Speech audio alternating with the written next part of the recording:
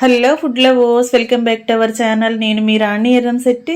Friends, ఈరోజు recipe వచ్చేసి breakfast recipe అండి. బన్ దోశలు చాలా చాలా సాఫ్ట్గా చాలా టేస్టీగా ఉంటాయి. టిఫిన్ కోసం ఎలాంటి రుబ్బిన పిండి లేనప్పుడు ఎక్కువగా ఆలోచించకుండా 10 నిమిషాల్లో పిండిని కలిపి నేను చూపించిన ప్రాసెస్తో ఒక్కసారి బ్రేక్ఫాస్ట్ చేసి చూడండి. చాలా చాలా టేస్టీగా ఉండటమే కాకుండా డైలీ ఇడ్లీ దోశ బోర్ కొడితే ఒక్కసారి ఈ టిఫిన్ని ట్రై చేయండి. చిన్నపిల్లలు పెద్దవారు అందరూ కూడా చాలా ఇష్టపడి తింటారు. ఆ ప్రాసెస్ అంతా చూద్దాం. వీడియోని ఫస్ట్ నుంచి లాస్ట్ వరకు స్కిప్ చేయకుండా చూడండి. అలాగే ఛానల్ని ఫస్ట్ టైం వాచ్ చేసిన వారు సబ్స్క్రైబ్ చేసుకుని పక్కనే ఉన్న బెల్ బటన్ని క్లిక్ చేయండి. నేను పెట్టబోయే రెసిపీస్ అన్నీ కూడా మీ ఫోన్కి నోటిఫికేషన్కి వస్తాయండి. ఓపెన్ చేసి చూడండి. సింపుల్ ప్రాసెస్తో టేస్టీ రెసిపీస్ని చూపిస్తాను. అన్నీ కూడా మీకు నచ్చేలా ఉంటాయి.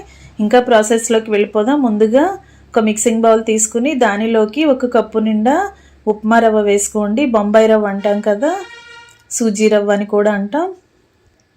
ఇలా ఉప్మా రవ్వ వేసుకున్న తర్వాత మనం ఏ కప్పుతో రవ్వ వేసుకున్నామో అదే కప్పుతో 1 కప్పు రవ్వకి 3/4 కప్పు వరకు పెరుగు వేసుకోండి.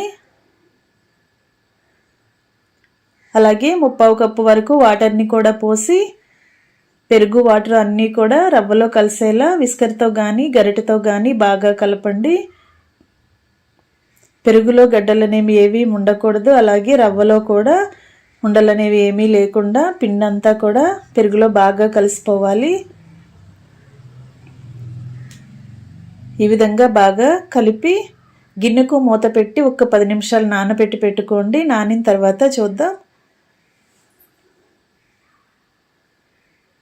10 నిమిషాల తర్వాత చూసినట్లయితే రవ్వ అంతా కూడా పెరుగుని బాగా పీల్చుకుని బ్యాటర్ అనేది గట్టిగా వచ్చిందండి.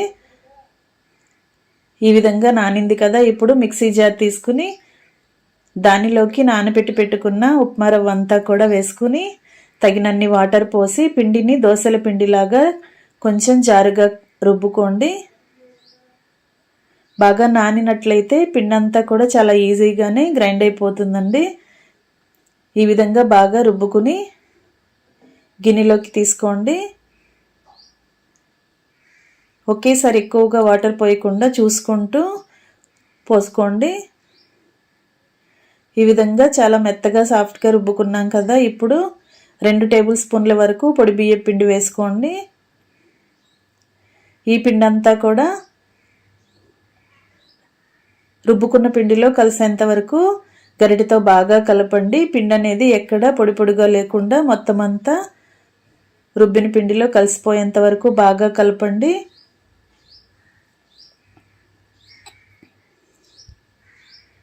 ఒక 2 నిమిషాల పాటు మూత పెట్టి పక్కన పెట్టుకోండి. ఈ లోపుగా మనం సన్నగా కట్ చేసుకున్న ఉల్లిపాయ ముక్కలు 1/2 కప్పు తీసుకుని సన్నగా కట్ చేసుకున్న పచ్చిమిర్చి ముక్కలు 2 టేబుల్ స్పూన్లు తీసుకుని సన్నగా కట్ చేసుకున్న కొత్తిమీర కరివేపాకు తీసుకుని 1 టీ స్పూన్ జీలకర్రని టేస్ట్కి సరిపడా సాల్ట్ని వంట సోడాని కూడా రెడీగా పెట్టుకోండి. ఇప్పుడు ఇవన్నీ కూడా దగ్గర పెట్టుకుని స్టవ్ ఆన్ చేసి కళాయి పెట్టుకుని 1 టేబుల్ స్పూన్ వరకు ఆయిల్ పోసి ఆయిల్ కొంచెం కాగిన తర్వాత ఉల్లిపాయ ముక్కలు వేసుకుని పచ్చిమిర్చి ముక్కలు కూడా వేసుకుని జీలకర్ర కూడా వేసుకుని కరివేపాకు కూడా వేసుకోండి.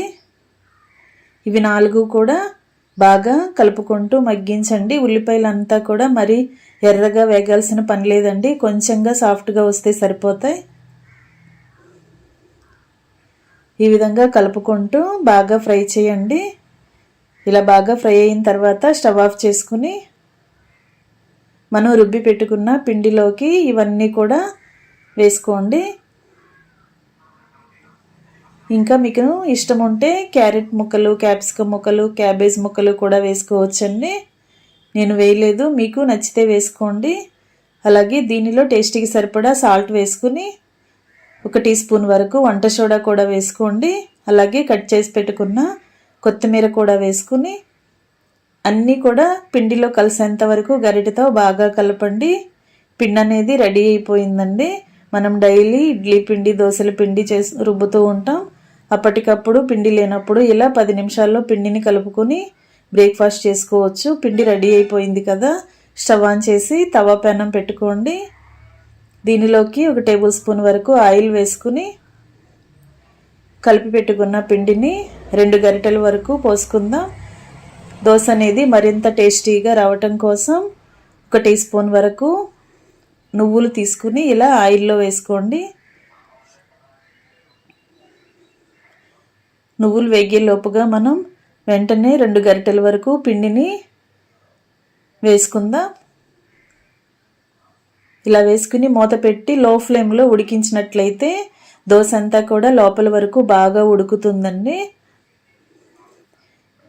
హై ఫ్లేమ్ పెట్టామంటే అడుగునంతా మాడిపోతుంది, లోపల పిండి పిండిగా అనిపిస్తుంది. అలా కాకుండా మనం లో ఫ్లేమ్లోనే పెట్టి ఉడికించినట్లయితే దోశ అంతా కూడా లోపల వరకు బాగా కుక్ అయి తింటున్నప్పుడు చాలా టేస్టీగా అనిపిస్తుంది. అంతేకాకుండా నువ్వులు వేసాం కదా, రుచి అనేది మరింత పెరుగుతుంది.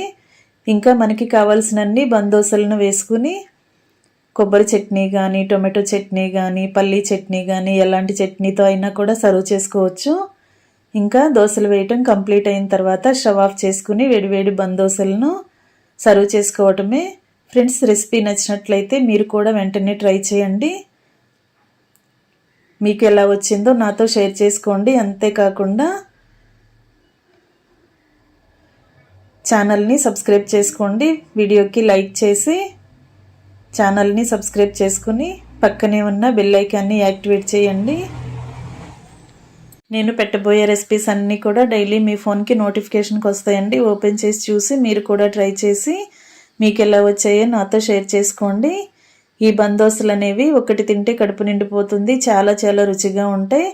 చిన్నపిల్లలు పెద్దవారు అందరూ కూడా చాలా ఇష్టపడి తింటారు. టేస్ట్ అనేది చాలా చాలా బాగుంటుందండి. తప్పకుండా ట్రై చేయండి. మీకు చూస్తేనే అర్థమైపోతుందండి, లోపల వరకు కూడా పిండి పిండిగా లేకుండా చాలా సాఫ్ట్గా కుక్ అయ్యింది. మీరు కూడా ట్రై చేయండి. Thanks for watching. నేను మీ రాణి ఎర్రంశెట్టి.